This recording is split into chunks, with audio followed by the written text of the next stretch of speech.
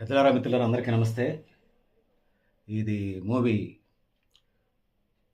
'విష్ణు విన్యాసం' మూవీకి సంబంధించింది. సినిమా చిన్నదే. సో, మూఢనమ్మకాల మీద ఈ సినిమా అంతా నడుస్తుంటది.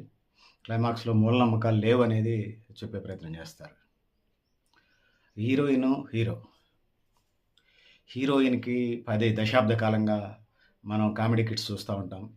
దశాబ్ద కాలంగా పెళ్లి కాకుండా పోతుంది.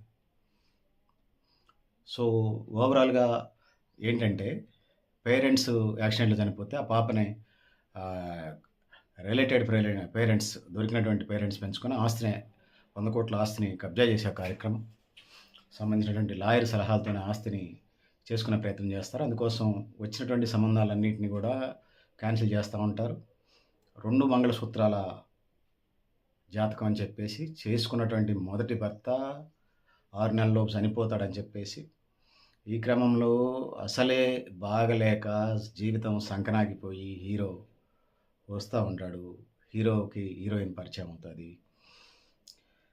ఇట్లా జరుగుతా ఉంటుంటది. ఈ క్రమంలోనే హీరోయిన్ ఒక కాలేజీలో జూనియర్ లెక్చరర్‌గా జాయిన్ అవుతది. హీరో గూడా హీరో కోలీగ్స్ జూనియర్ కాలేజీలో ఆయన లేకుండా ఎల్లగొట్టే ప్రయత్నం చేస్తారు. సహజంగానే జూనియర్ కాలేజీ, డిగ్రీ కాలేజీల్లో విద్యా సంస్థల్లో 2 గ్రూప్స్ ఉంటాయి. అది ప్రైవేటు సంస్థ అయినా, గవర్నమెంట్ సంస్థ అయినా 2 గ్రూప్స్ సహజంగానే ఉంటాయి. ఏమి లేకపోతే ప్రిన్సిపల్ వర్సెస్ స్టాఫ్ గ్రూప్స్ ఉంటాయి. నేను అనేక విద్యా సంస్థల్లో చూశాను. ప్రతి చోట 2 గ్రూప్స్ సహజంగా ఉంటాయి. యూనివర్సల్ ఎవరూ లేరనే భావిస్తా ఉన్నాను. చిన్నపాటి విమర్శలు లేకుండా వర్షాకాలంలో వాన తడవనోడు, ఒక అడ్మినిస్ట్రేషన్ రోలో ఉన్నోడు విమర్శల పాలు కాకుండా ఉన్నాడు.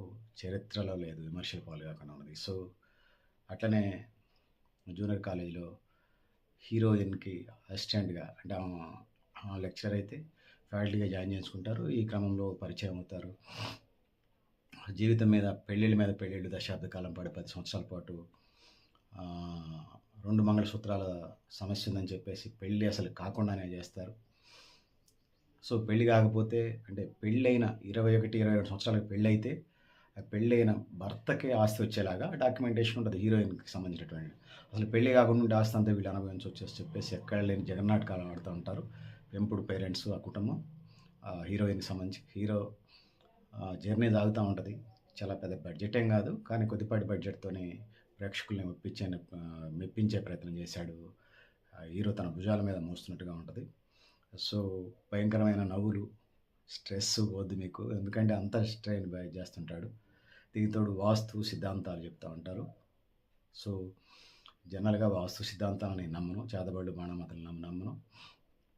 జాతకాల సమస్య కానే కాదు.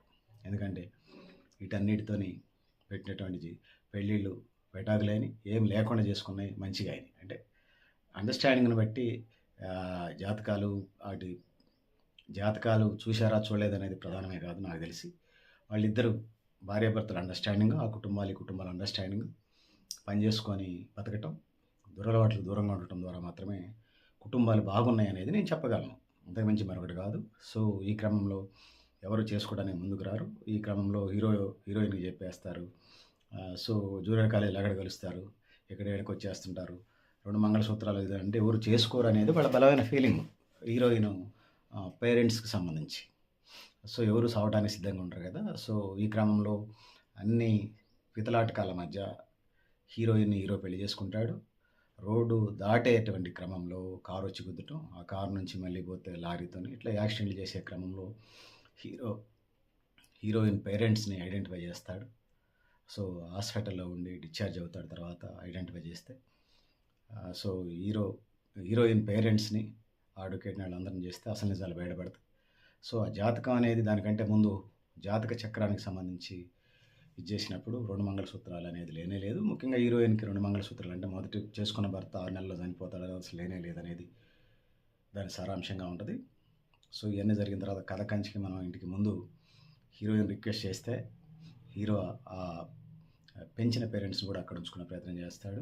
సో, బంధుత్వాలు ముఖ్యంగా ఆడపిల్లల పెళ్ళిళ్ళు ఇలా ఎట్లా అవుతున్నాయి, కడుపులోని ఆడపిల్లలను చంపేస్తున్నటువంటి ఒక క్రమంలో ఈ లేనిపోని ముహూర్తాలు, ఈ జాతకాల పిచ్చితోని పిల్లల పెళ్ళిళ్ళు కాకుండా దశాబ్ద కాలంగా అంటే డిప్రెషన్‌లోకి పోతారు. చాలా తీవ్రమైనటువంటి పరిస్థితులుంటాయి. ఈ పరిస్థితులన్నీ ఉంటాయి. చాలామంది ఈ హీరోయిన్‌ని అవమానిస్తారు. పెళ్లి చేసుకుంటేనే గదా భర్త చనిపోయేది. బెడ్ మీదకి రా అంటూ డబుల్ మీనింగ్ డైలాగులతోని ప్రేక్షకులు జ్ఞానోదయం అయ్యేలాగా చేస్తాడు. సో, ఆహ్, 6 నెలలు కలిసుందాం. బతికుంటే పెళ్లి చేసుకుందాం లేకపోతే లేదు.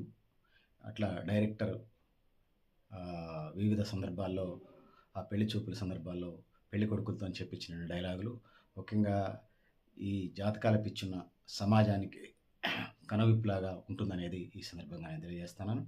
సో, ఏది ఏమైనప్పటికీ కూడా సమాజ నిర్మాణానికి కుటుంబ వ్యవస్థే ప్రధానమైంది. కానీ ఆ కుటుంబ వ్యవస్థని ఆసరా చేసుకొని దాంట్లో జాతకాలు, భూతకాలు పెట్టి అండర్‌స్టాండింగు, కష్టపడి పని చేసుకోవడం, దురలవాట్లకు దూరంగా ఉండటం, తాగుబోతులు, తిరుగుబోతులు, ముండ్ల ముఠాకోర్లు కాకుండా పని చేసుకొని బతకటం వల్ల ఆ కుటుంబం కాదు ఏ కుటుంబమైనా బాగుంటుందనేది ఈ సందర్భంగా నేను తెలియజేసుకుంటున్నాను. చిన్న బడ్జెట్ చాలా కామెడీగా ఉంటుంది, ఎంటర్‌టైన్‌మెంట్ ఉంటుంది. మీ సమయం, డబ్బు వృధా కావు. ఖచ్చితంగా చూసే ప్రయత్నం చేయండి. 5 మార్కులకి నేను 4 మార్కులు ఇస్తున్నాను. సో, పెద్దలారా ఇది పరిస్థితి. మీరు కూడా మీ అభిప్రాయాలను చేస్తా ఉన్నాను. సో, హీరో, హీరోయిన్ సిగరెట్లు తాగటం, మందు తాగటం కలిసి సో, డిప్రెషన్‌లోకి వెళ్ళినప్పుడు వాళ్ళు పబ్‌కి వెళ్ళటం ఇదంతా అదొక రకమైనటువంటి కల్చర్‌లోకి సిటీ కల్చర్‌లో నెట్టివేసినట్టుగా ఉంటది. జూనియర్ కాలేజీలో అట్లాంటి కల్చర్ ఉండదు మరి. డైరెక్టరు మరి జూనియర్ కాలేజ్ చదివాడా? డిస్టెన్స్ ఎడ్యుకేషనో నాకు తెలియదు. స్క్రిప్ట్ రైటర్ కూడా. ఎందుకంటే జూనియర్ కాలేజీలో ఆ కల్చర్ ఉండదు. ఉన్నట్టుగా చూపిస్తాడు సిటీ కాలేజీలలో ఇదన్నట్టుగా. సో, చూద్దాం. సో, పెద్దలారా, మిత్రులారా మీరు కూడా మీ అభిప్రాయాన్ని కామెంట్ బాక్స్‌లో రాయమని తెలియజేస్తూ నేను గరిడేపల్లి సత్యనారాయణ న్యూ లక్ష్య ఆర్గనైజేషన్.